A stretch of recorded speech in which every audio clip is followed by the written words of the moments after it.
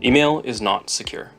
It was invented in 1971 and hasn't really changed fundamentally since then.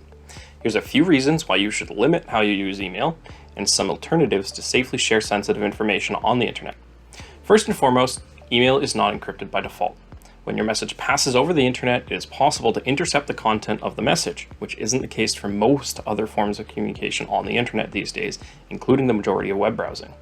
You've probably seen the little lock icon up in the corner of your web browser.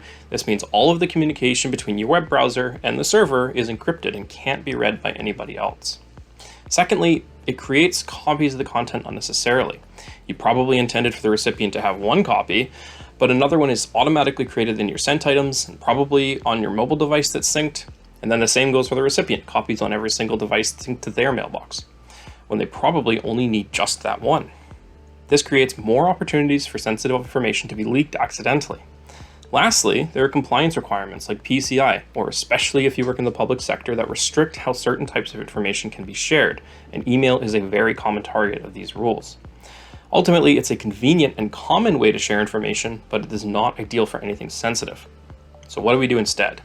It's always best to store sensitive information in a secure area and provide the intended recipient with access.